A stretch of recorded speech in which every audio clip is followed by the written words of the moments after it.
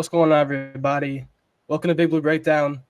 Uh, my name is Lucas Bundy, and I'm here with Trey McGahee. And the Giants are coming off of a devastating loss to the Dolphins uh, in a game where it just felt like the entire time the Dolphins just had the upper hand. Even when we had a 102-yard pick six, it just felt like they're just going to come down the field and do it again. And that's exactly what they did. So uh, it sucks. The season doesn't not looking very well. It sucks, but it's what we gotta do. We gotta keep talking about it. But Trent, how you feeling? I mean, I'm good, bro. But it's been rough, A whole team damn near on IR, whole team just getting injured. Like Yeah, I'm just sick of seeing the injury reports. I'm sick of seeing the sacks. I'm sick of seeing the office not getting anything going. Like we need our players back, bro. But how you feeling, bro? yeah, man. It really is all about the injuries for me at this point. I don't even care that we lose so many games. I just hate seeing these guys keep getting injured and not playing the week. Like I want to see guys like Aziz Ojolari who looked good in the game he had 2 weeks ago. I want to see him on the field more, dude. That's a guy that I feel like he can be a really solid piece in his defense, and he's just never on the field. It's always something. It's always an ankle. It's always a hamstring. Something's always going on with him. So it just sucks, man. It really does suck. Yeah, so let's get into this game. We got to talk about the good because there's a whole lot of bad, on both sides of the ball. So, Lucas, what do you think is the logical first? The good that happened on offense. We can start on offense first. Well, overall, just comparing it to the weeks before, I thought the run game looked a lot sharper with Eric Gray getting the ball. He should have been getting the ball in the first place over Matt Breida anyway. But I like to see him getting his first carries of his career actually. So that was really cool to see. Darren Waller looked like he had the best game as a Giant. 8 catches, about 80-some yards. Has a few drops, but those will get worked on. It's a guy that he needs to be coming down with these 50-50 catches and just not making these simple mistakes like dropping a pass in the end zone where we could have tied the game at halftime. But other than that, I don't really have anything, to be honest with you. Yeah, that's sad. I say my only good for real, of course, was I've been saying since week one we need to spam down Waller, which we did. And then this is not good, but it's actually not bad. So when Evan Neal actually got his hands on somebody in the run game, he actually pancaked them. So my thing is, I think now, like honestly, like bro, just move him to guard. He can't play tackle. He can't. Every time he does his kick step, once he gets to his third step, he can't. He literally can't get back there. You got to move him to guard. I can't. I like you're doing damage to the team. Even worse. Like that's the only. I just feel like what I saw from right there from that game specifically. Yeah, you just need to move him to guard. He just can't play tackle, bro. He's just not it for tackles. He's just not it.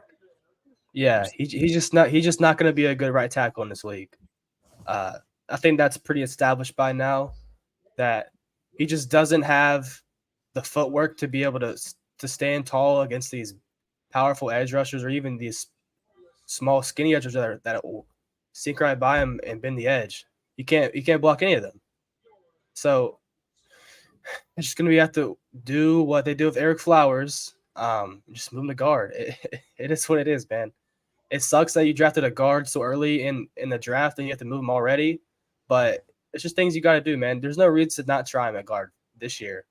But with the personnel that they're having out there, I don't think it's going to be anytime soon unless we get everybody healthy. Everybody's injured. All of our offensive linemen is injured, bro. Damn near And that's why all. they can't play him at guard because who's going to play right Who tackle? isn't? Who isn't hurt on our offensive line? Well, Bryson got hurt, but he came back, so Yeah, I that's think probably he's the only fine. one. Jameis is hurt. Andrew Thomas, Andrew of course, is Thomas is hurt. hurt.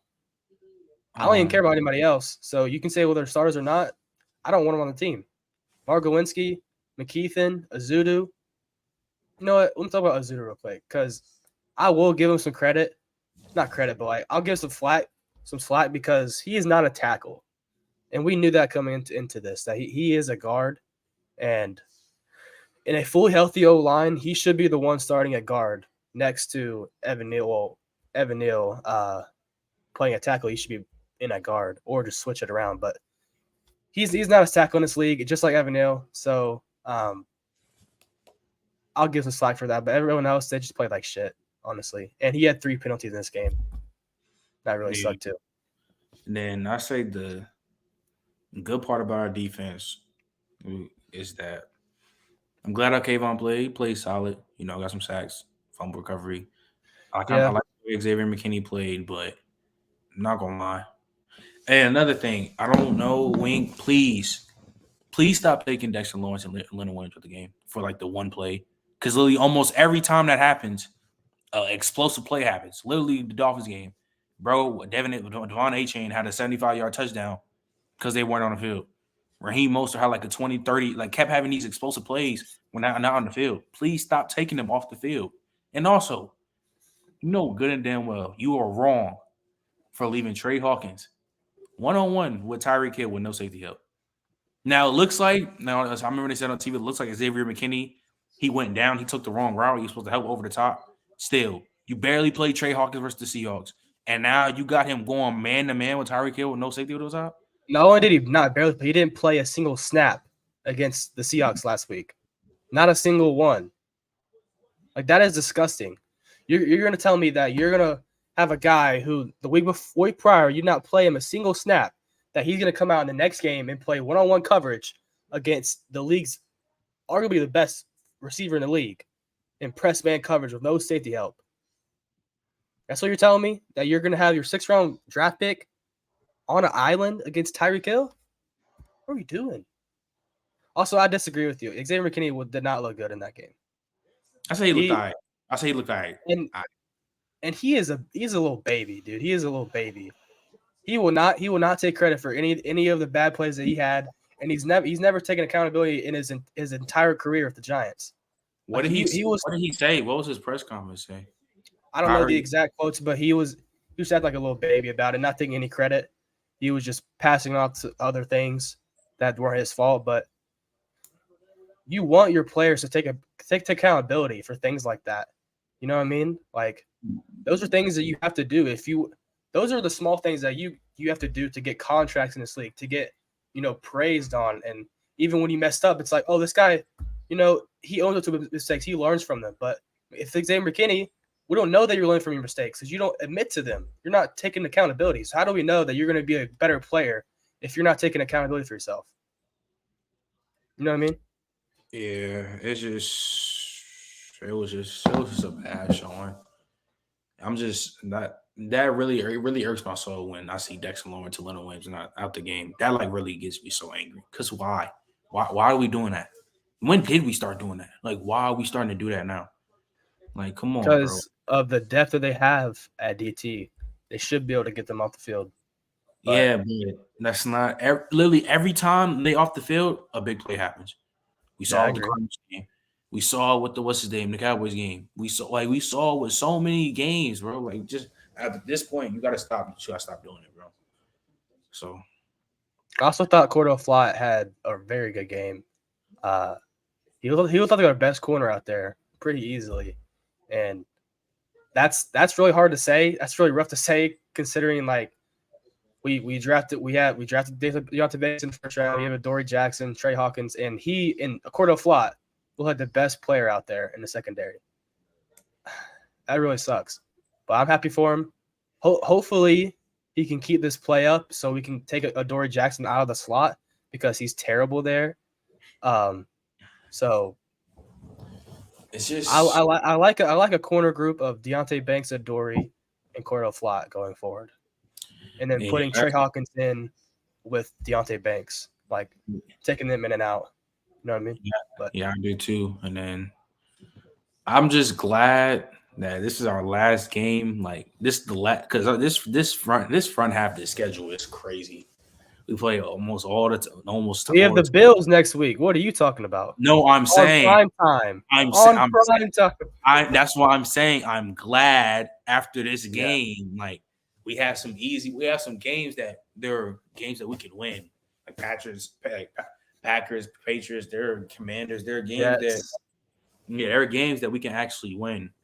But if Daniel Jones, especially if he don't come back while Saquon is out and AT, bro, just tank. Like, because we basically got him hurt. And the way that he got hurt is damn near expected. Joshua Zuda gets beat crazy, like what happened the whole game. And It was basically a free release. Like Basically a free literally. release on Daniel Jones. And then who's our backup center? I totally forgot his name. Ben Bradson's playing center. Oh, it's Ben Bredesen? Oh, okay. Yo, he was getting me so tight. Don't get it. Christian Wilkins, one of the best D tackles in the league. But come on, bro. One move, sidestep, swing, like every play. Like, dog, like it's just bad, bro. The O-line just looks very dysfunctional. Like there was one play where Bredesen got beat off the line instantly, and then you had the right guard did not cater to Christian Wilkins running at Daniel Jones. You didn't even step to him, and then there's a linebacker coming in, and that's who the right guard is blocking. And guess who else was trying to block that middle linebacker? Evan Neal. So we had two guys on one linebacker, and then one coming from the middle, and then one from the outside, and none of them were blocked.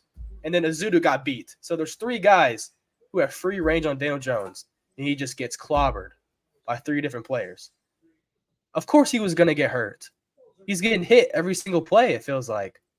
Like, you had to think something was going to happen. And this is a similar injury he had in 2021. Remember when we had to start Mike Glennon out there for 6 games and Jake Fromm? That's what's about to happen.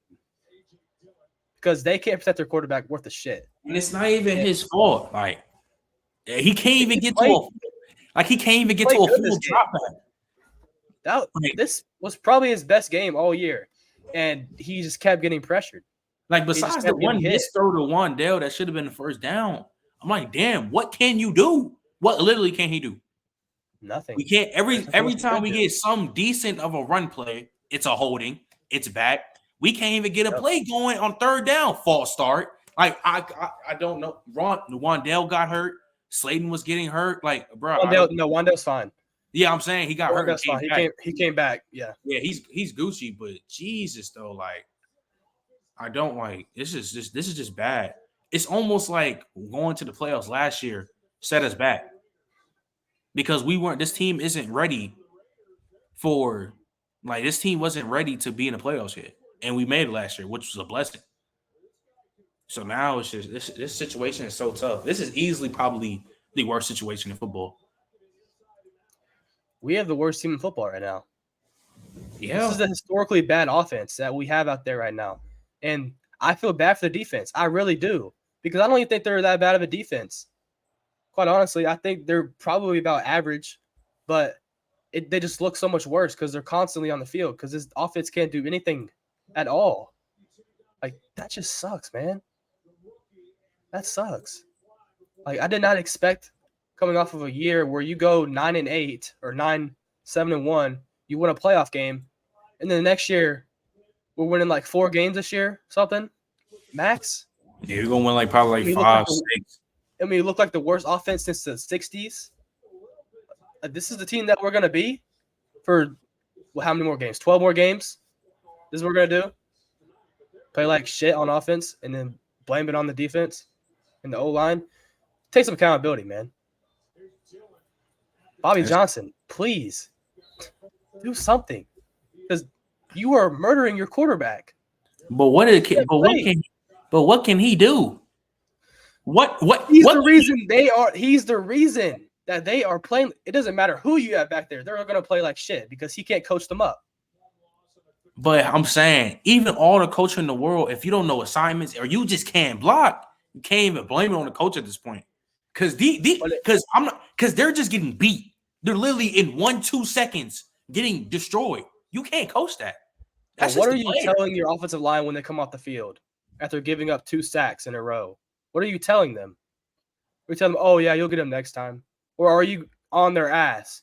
Or are you taking accountability for them? Are you making them learn new things? Are you helping them? Or are you just like, oh, you'll get them next time? The way I've seen him coach and be on people's own linemen's ass in practice, I know he's on them on the ass in game because they're allowing 6-7 sacks a week. So it's like he's gonna be the scapegoat, but I'm really looking at the players like, bro, you can't even make an attempt to block. Daniel Jones literally back there, 1,001 sacked.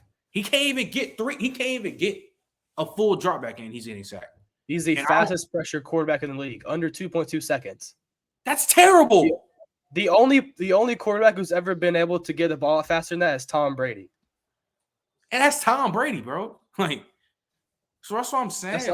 That's the only quarterback that could live in this atmosphere is Tom Brady. Because he can get the ball out quick. Daniel Jones. And the thing about it is the O-line is bad, but the receivers aren't getting open either. So not only are they getting to him in 2 seconds, the receivers aren't getting open, so he has nowhere to throw. So he's constantly running and running and running. And the receivers aren't doing they're not finding empty spots in the zone.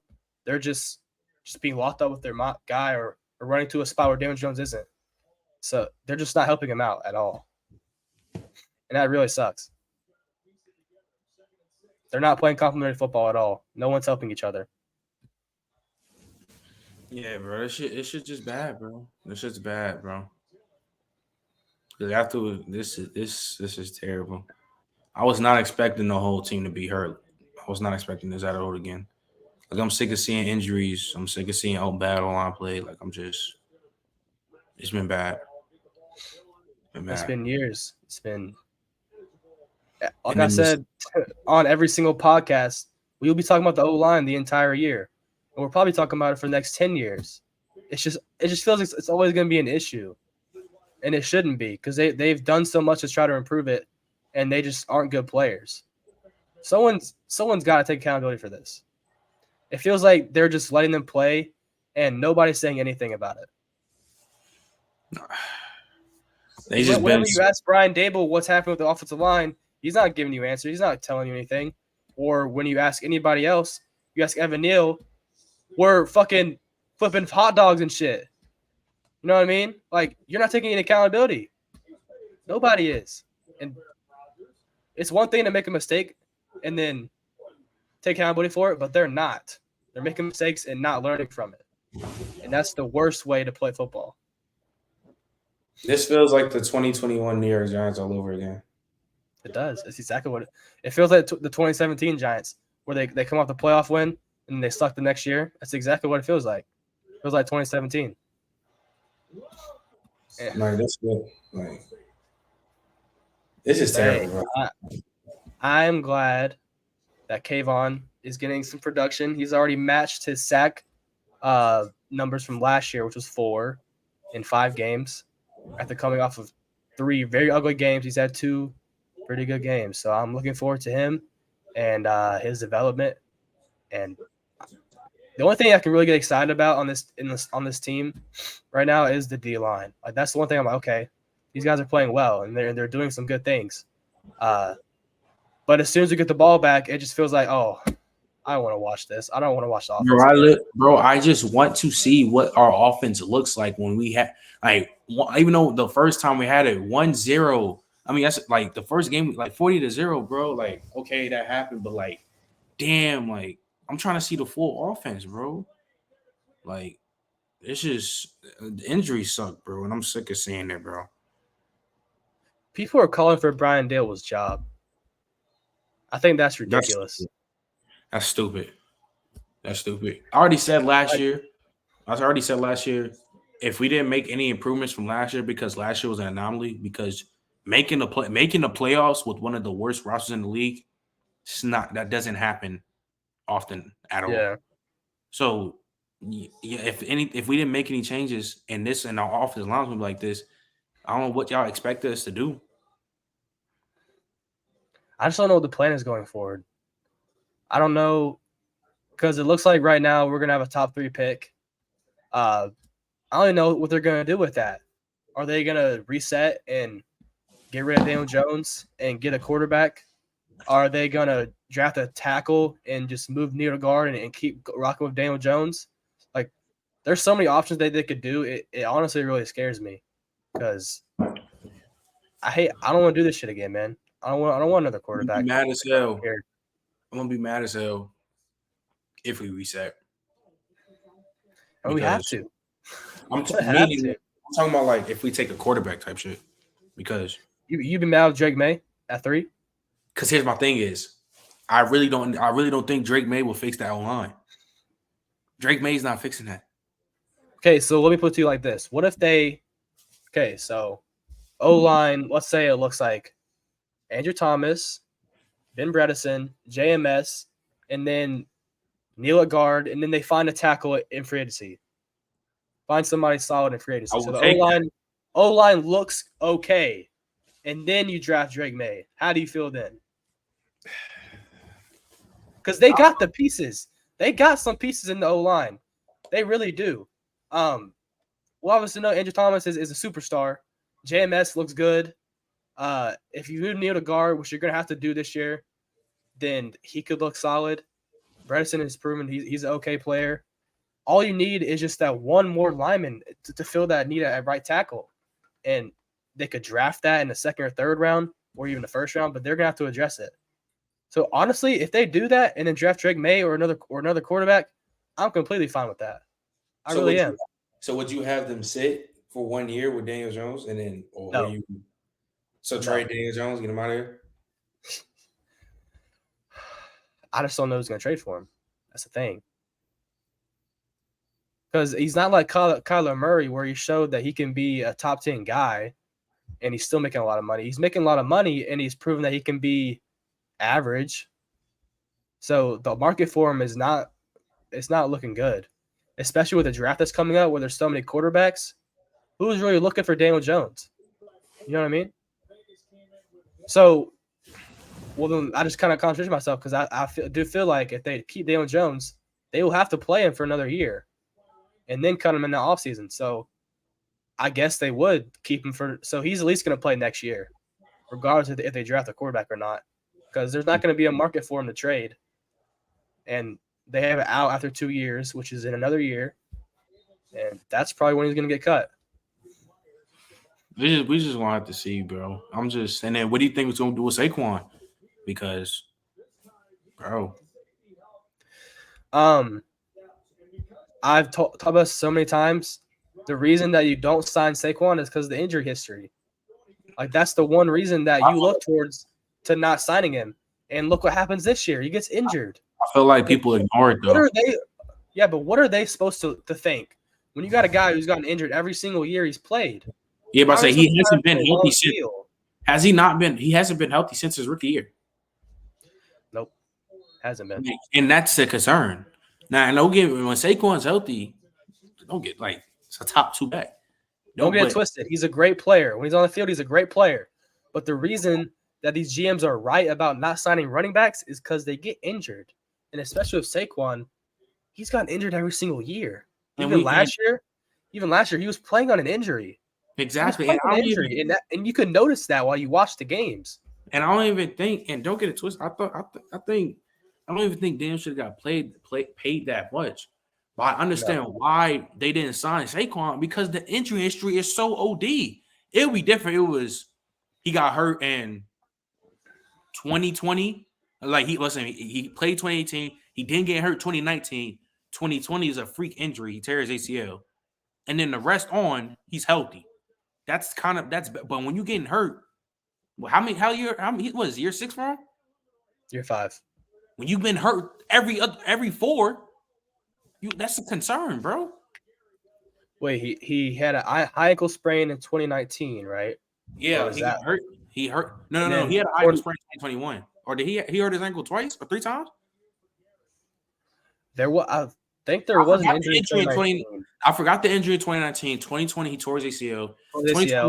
2021, he was playing. He came off. He was playing, still hurt, and he had the ankle injury and the bad ankle injury versus the Cowboys. So that was it. And then 2022, what happened? What happened when he first came back? What did you say? I said in 2022. What was his injury? I forgot. This last season. Oh, it was his shoulder. It was his shoulder. There's just so much injury history. And that really does. That's underrated. Saquon last year, he was running through dudes with his shoulder, and then he gets that hurt. and that impacts what he was trying to do in the run game. So he just looked like a completely different back without him being able to rely on his shoulder to hit people. Like, you know what I'm saying? Like, it's just you can't sign a running back to that big of a deal. We're in a fucked up situation. We're in a mean fuck. Like this is we're probably the worst team in the league. We have the worst situation in football. Like everything is the worst right now because the guy who was the injured for us last year keeps getting hurt. Andrew Thomas is hurt. And then everybody around. Once one play, this is not like the 49ers where one person is hurt. It's all right. It's a bad injury, but you can still run with it. We lose one person, it feels like we lose 5. Like we can't especially afford. with Andrew Thomas. Yeah, like, his impact on the team is unheard of. When he goes down, it feels like the whole team goes down. That's what it really feels like. Let me read off. So I have the exact Saquon injuries, so we can go through them. In 2019, he had an ankle sprain. In 2020, he tore his ACL. He also, in 2021, he had an ankle sprain, and then in 2022, he had another ankle sprain. So it's really just his ankle and the ACL tear. But I feel like he hurt his shoulder. There were some reports about that, and it looked like he hurt his shoulder. Nah, he had to hurt his neck in practice or something like that. I remember that because it was the Philly game. Oh, the neck stinger? Yeah, he had the neck stinger. Yeah. He played through it in week 14. Yeah. But yeah. Well, you can't sign him to a big deal if he's having all these injuries, and especially he's coming off of signing a contract and he gets injured again. What are they supposed to think?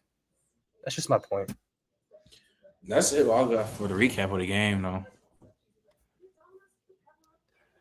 That's it. That's all you got right now. Yeah, but I say the only thing I really say for special teams, Grammy bounced back with the second kick. Of course, you don't like you missing kicks, but Jamie has some decent punts, and that's really about it. Let me ask you a question. So, with Saquon's injury and Eric Gray getting some more snaps, who would you like out there returning kicks full time? Oh yeah, no, Eric Gray. No, I don't want him returning kicks at all because he had a fumbling issue. That's what I'm saying. I'm saying with Eric Gray doing more in the run game on offense, who do you want out there returning kicks full time? Well, who was it? Because I did not. I wasn't watching special teams. I think it was. I'll admit it. We didn't punt that much. I think we punted one time, and I think it was Darnay. So Darnay, do you like him out there? Huh? Do you like him out there? Yeah, I'd rather have. That's probably going to be the safest option for right now because Eric already had muffin. Eric had muffin problems in college, and then he still has it in the league. And then I don't want a Dory out there because he's a starting corner. I don't want him to get hurt again. So Eric Gray looked like every time he looks at he's catching the ball, returning penalties, he just dives for it. Yeah, that's what it looks like. Yeah, it's just bad. It's just I don't want him doing that again. What do you think about Paris Campbell returning kicks? I saw somebody say that on Twitter. Oh, I think I like that. I do like that. Because he is shifty. Like that is what he is. He is a shifty guy, and I would say I trust anybody to return kicks. But Paris Campbell, I think he could do it because he's not. I don't want him to be involved in the offense that much, but I could see him having an impact on special teams. What do you think? Yeah, I think Paris Campbell can have it.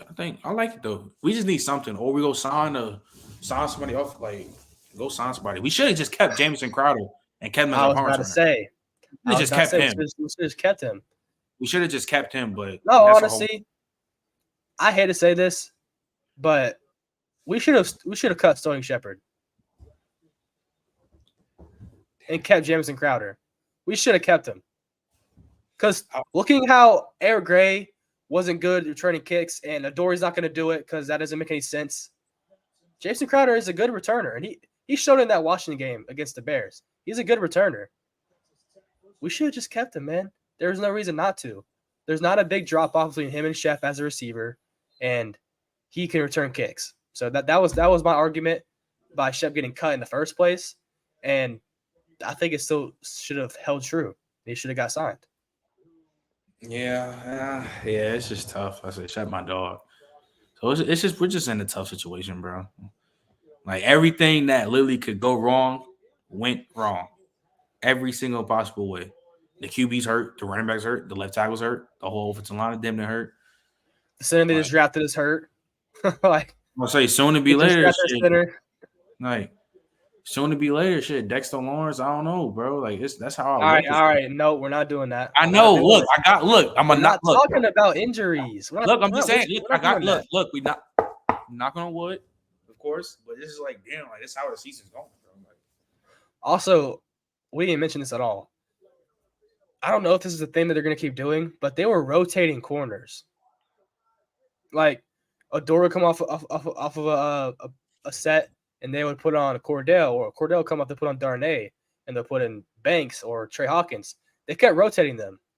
How do you feel about that? I don't like It might have just been the heat, and like they were just getting gas because it was so hot in Miami. That could have been the reason, but if they keep doing that going forward, I don't like it. I really don't. rotating. I don't like rotating at all, unless it's for certain packages, for certain shit. Okay, that's fine. But just rotating niggas in and out, no. I hate that shit. I don't want that shit at all, Especially corners. If your guys are playing good, keep them out there. There's no reason to rotate them out. There's no reason. And also keep Adoree Jackson out of the slot, please. Let him play the. Sorry. Let him play on the outside and play the best corner. Wait. I forgot another good part. I kind of liked because of course we were going to run zone because of the team there is, but I'm glad we ran some more zone. I don't like when we just go cover zero and straight blitz all the time. Like there should be some plays where we're in zone because I think it could be some type of effective. Because again, I don't think we're there, but we're not really there with the blitz and the whole going straight man because these niggas getting fried. So I like that we actually went more zone, but of course you go more zone when you have the USA 4x1 track team on one team. Yeah. So literally. How do you feel about Isaac Yiadom playing like the best corner in the league right now? The Saints. And we let him go for nothing. Like I said, bro, everything that has went like that can go went worse has been worse, bro. Thing is, though, I liked Isaac Yiadom. I liked him on the Giants. I don't think he was a bad player at all. And they gave him up for nothing. Like, they didn't even try. They didn't try with him at all. This is a terrible situation, bro. This is a terrible situation. So, yeah, bro, this is crazy. All right. Sorry for the absence of Big Blue Breakdown. We were out for a couple weeks, but we are back now. We will be back on Saturday for the preview of the Bills game on primetime. So we will see you guys then. Make sure you guys like, subscribe, comment, do whatever you want. And we will see you guys next time. Go Big Blue. Peace.